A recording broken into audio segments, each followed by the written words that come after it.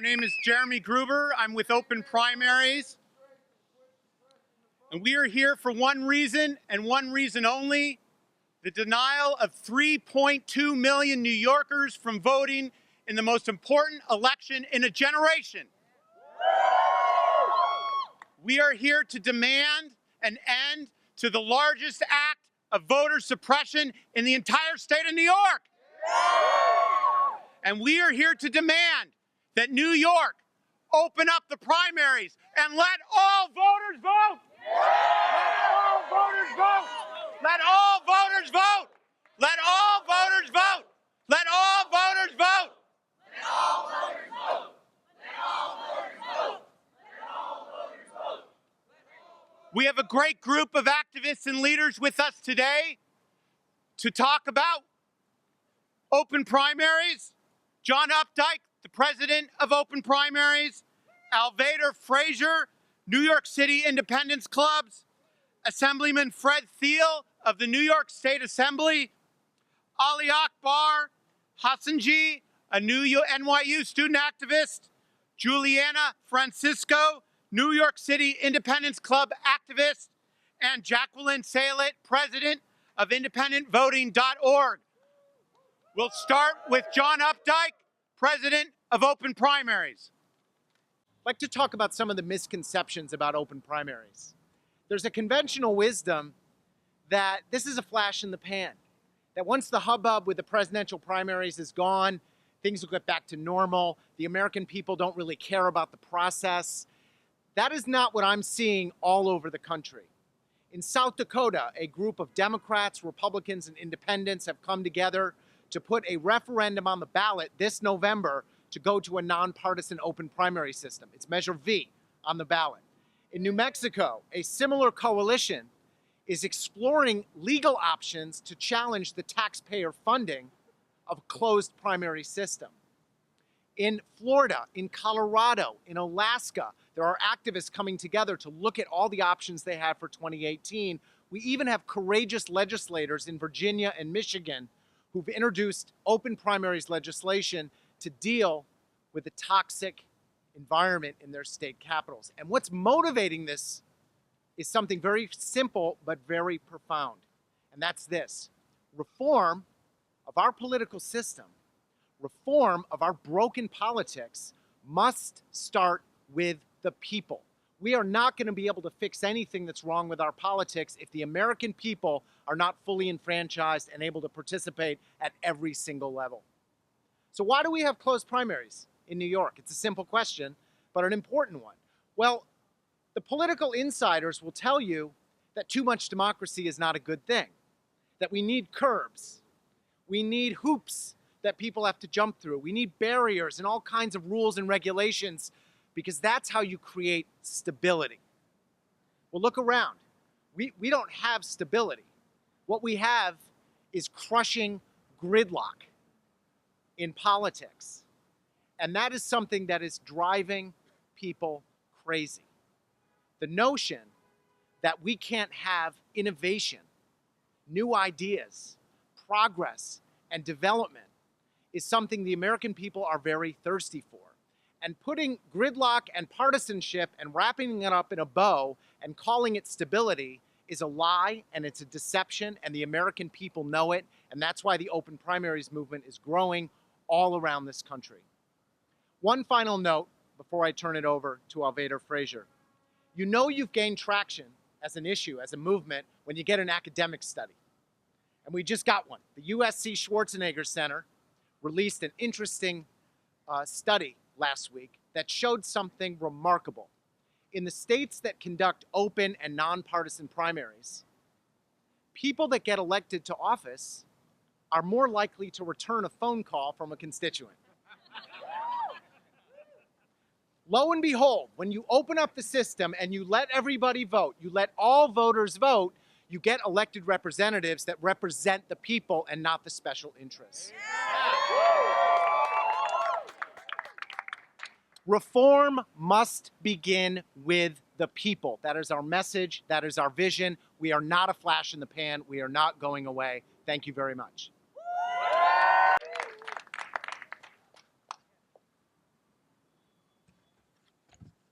My name is Alvaader Frazier. I'm a lifelong African-American community organizer, an independent political leader living here in Harlem, in New York City. I was active in the civil rights movement in my youth. I worked in the history-making 1988 independent fair elections campaign of Dr. Lenora B. Fulani. I worked hard in the 2003 attempt to pass nonpartisan elections for the city of New York. In 2005, I was a member of a multiracial left-right coalition that supported Michael Bloomberg for mayor. We won 47% of the African-American vote in that election and 65% of the independent vote. In New York State today, there are over 3 million voters who are independent of the Democrat or Republican parties. Let me tell you a little bit about who independents are. 37% of voters under 30 are independents. 15% of African American voters are independents. And 22% of African Americans under 30 are independents.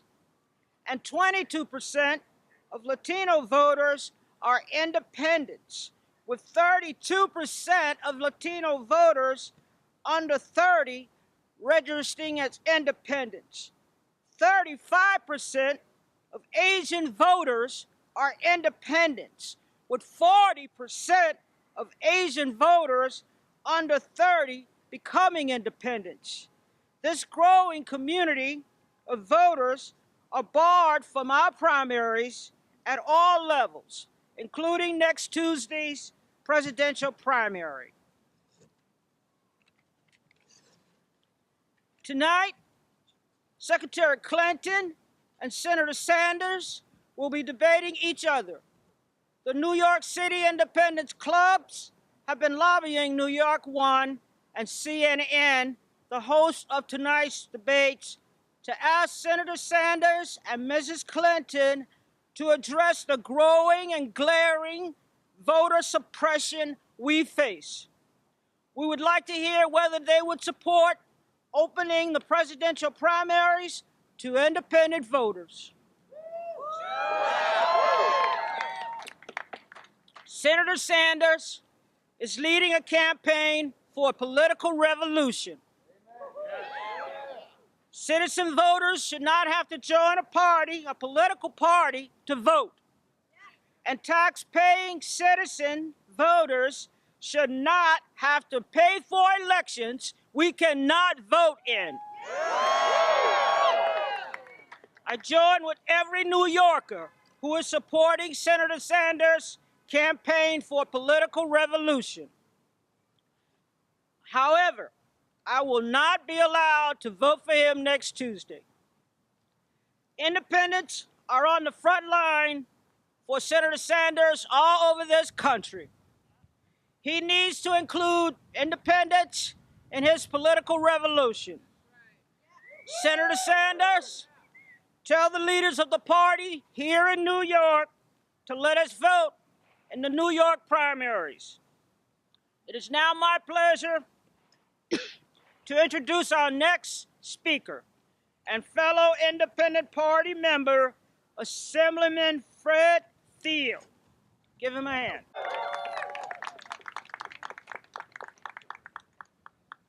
Good afternoon, everybody. My name is Fred Thiele. I'm a member of the New York State Assembly.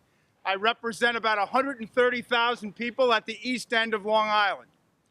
And in addition to that, Long Island is in the house? All right. There are 213 members of the New York State Legislature. There is one independent in the entire legislature, and you're looking at him. I ran for local government as a town supervisor as an independent and got elected, and continued in the state assembly as an independent. And I'm going to tell you that the laws are skewed against independents, whether it's voting or the entire electoral process. You have to work extra hard if you're an independent.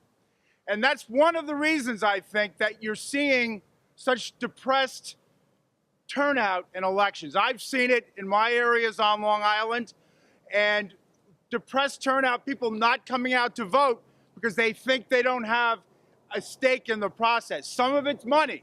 People feel that large amounts of money, special interest, that they have no stake in the process. Some people point to dysfunction and say, well, nothing's happening. It doesn't really affect me.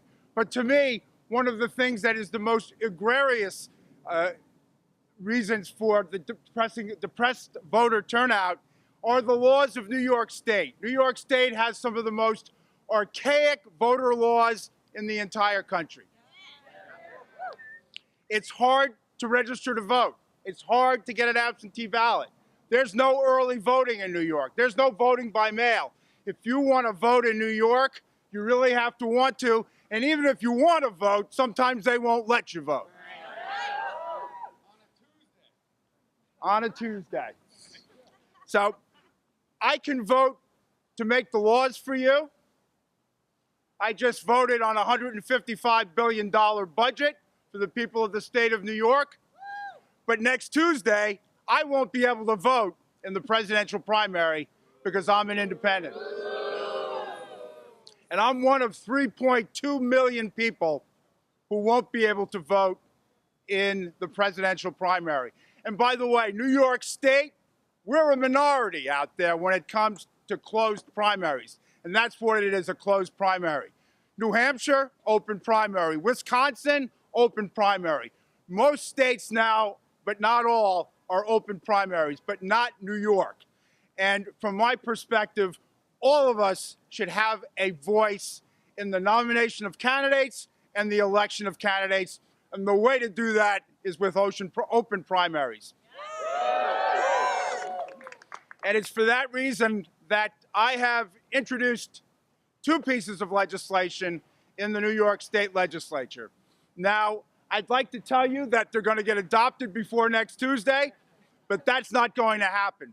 But my two pieces of legislation would do the following. First of all, with regard to the election of state legislators and congresspeople, members of Congress, my legislation would have an open primary where the top two voters in the primary would go on to November, a nonpartisan primary where everybody could vote in the primary.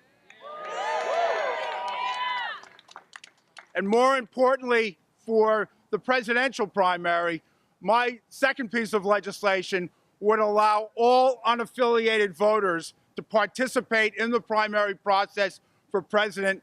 On election day, they could choose which party they want to vote in, and they could cast their ballot. That's the kind of process I think we should have in New York. As I said, we're not going to have it on Tuesday. But my goal is that the last closed primary in New York will be a footnote in history as having been 2016. My goal is for open primaries from here on in the future. It may sound like we're tilting at windmills. I will just give you one little story of another effort I had with regard to presidential elections. New York State is one of 11 states that participates in the state compact for national popular vote. A simple concept: the person that gets the most votes should win the election. And New York has agreed to enter into a compact with other states, and when it gets to 270 electoral votes, that will be the law of the land.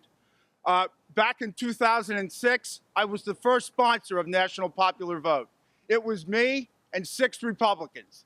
And let me tell you, there aren't a lot of Republicans that have a lot of voice in the New York State Assembly. But we started with 6 of us. And 8 years later, the legislation passed in the State Assembly 115 to 13. That's what I see for open primaries. We start today. The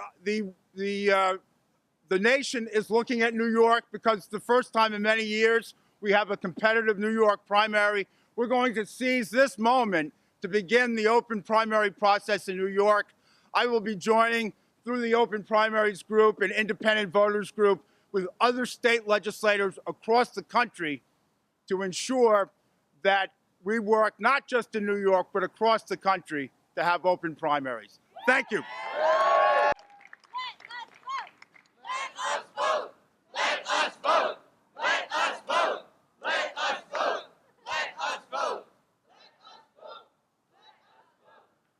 Good morning, ladies and gentlemen.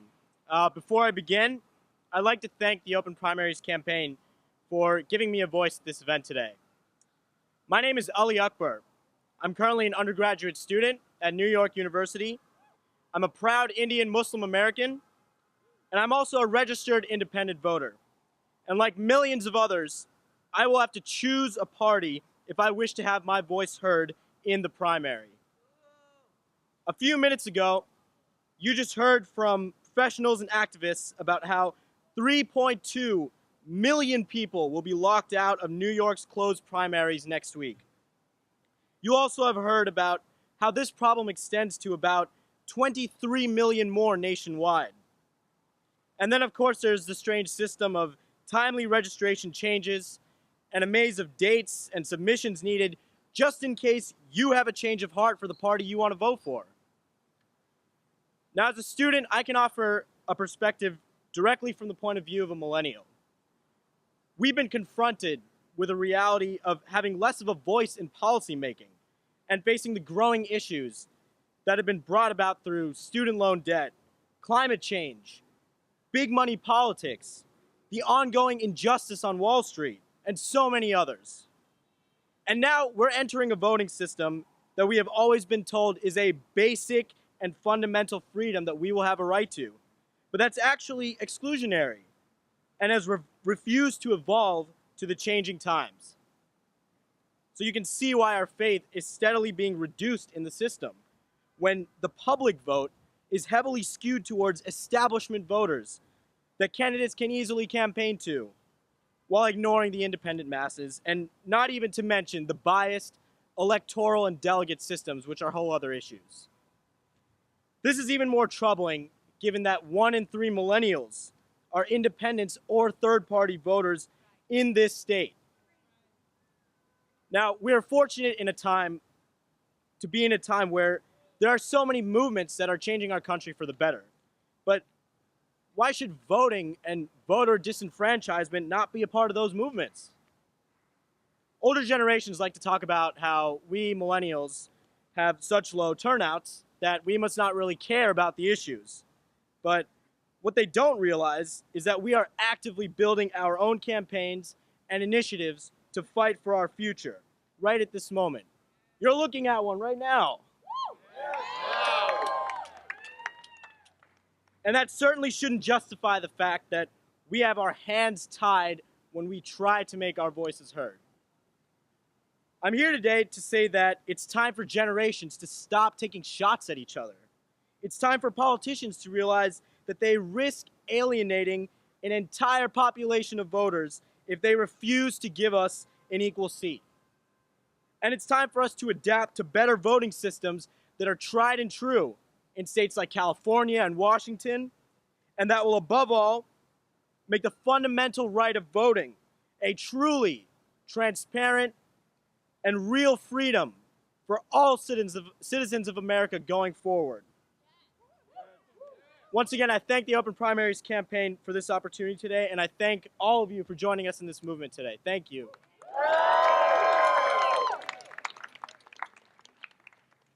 And I'm an independent voter from Brooklyn. I became an independent when I turned 18 because it was obvious to me that neither party cared about serving the people. Their only interests are money and power. I'm 22 years old now, and I don't believe in any political party, and the same is true for many New Yorkers. New York State has some of the most restrictive and undemocratic voting laws in the country, and not surprisingly, we have some of the lowest voter turnout in the country. Only the political parties benefit from a closed partisan primary system where voters are forced to join a party in order to exercise their constitutional right to vote. More and more Americans are rejecting the two-party system and becoming independent voters, especially millennials. In New York, 37% of all voters under the age of 30 are independent. In my own community, 32% of all Latino voters under the age of 30 are independent. What is typically said about millennials and minority voters is that we have no power because we are apathetic and don't vote. In reality, we are not apathetic. We understand that the system is rigged and that most elections are predetermined. This is why more and more of us are becoming independents. We believe that no American should be forced to join a party in order to exercise their constitutional right to vote. Both parties are equally at fault for the farce that is our democracy. In fact, the only thing they seem to agree on is that they both want to keep us voters as powerless as possible. They have the power to open their primaries to ensure everyone's voice is heard, and they choose not to. I am a community organizer. I speak with independents all over the country, from Arizona to South Dakota to New Hampshire. Independents are getting organized, and we are standing up and speaking out for the basic principle that all voters should be able to vote in all rounds of elections.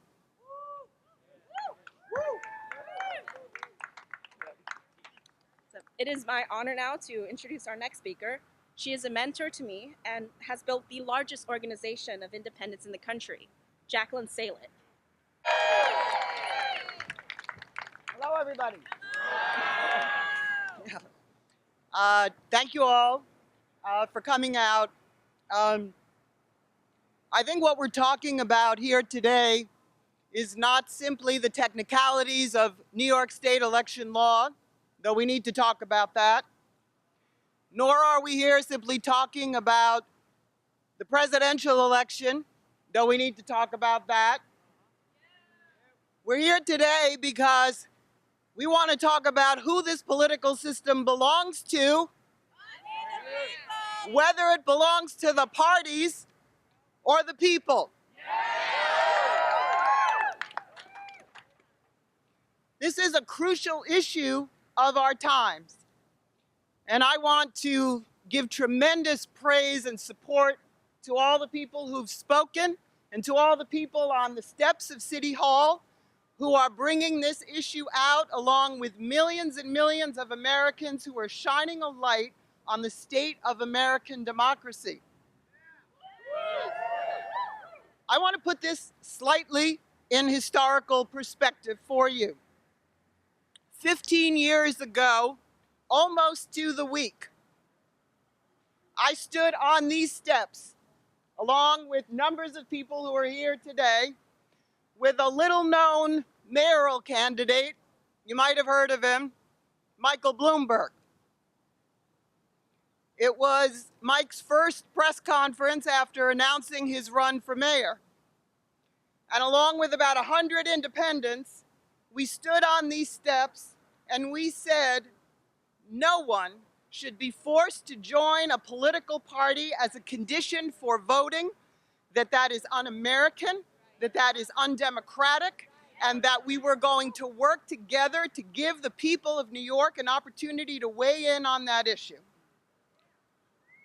After Mike was elected, he, through a charter revision commission, put the issue on the ballot here in New York City.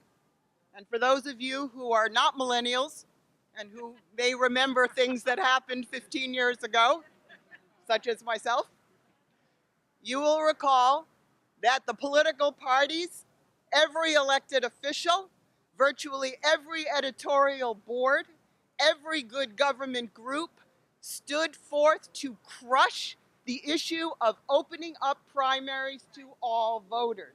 That was 15 years ago, and that's where the political establishment first showed its hand on this crucial democracy issue. Now, what I will say to you about this is that though that issue was right at the time, it was not ripe. It was, to use a phrase, ahead of its time. That is no longer true. It is 15 years later, and in the opinion of millions and millions of Americans, this is an issue whose time has come. We heard last night at Senator Sanders' rally at Washington Square Park, he said this is going to be a tough primary. Why? Because independents can't vote, and because millennials, younger voters who want to vote, making that decision at the last minute, are not able to register to vote on the day of the election. That's good that Senator Sanders is speaking about that. We all need to be speaking about that. But more than just speaking about that, we need to be doing something about that, because we cannot call ourselves a democracy when it is the case that 43% of the American electorate is disqualified from voting at the decision, at the whim of political parties. And that's why I say that I think the issue that is on the table for us today is not just these technicalities and not just the presidential election, but to whom does our political system belong? We cannot allow it to belong to the parties. I just wanted to share with you one other thing before we wrap. I opened up the Amsterdam News today, which I read faithfully every week, and there's a full-page ad in the Amsterdam News today from the Board of Elections, signed by all the elections officials, telling you about how to find your polling site and what time the polls are open. And it has an amazing line right in the middle of the advertisement that says, only registered Democrats and Republicans can vote in this primary. I believe, I'm a native New Yorker. I've lived here all my life. I've never seen that line in an ad. I've never seen that line in an ad before. I think the board put it in there because they recognize that there are millions of people in this city and in this state who are independents who want to exercise their democratic right to participate in every round of elections. That's right. So, this is an issue whose time has come. This is a movement that is not going away. When the presidential election is over and someone new is in the White House and all has settled down to normalcy, I believe that this movement and these issues are a genie that will not go back in the bottle. Thank you.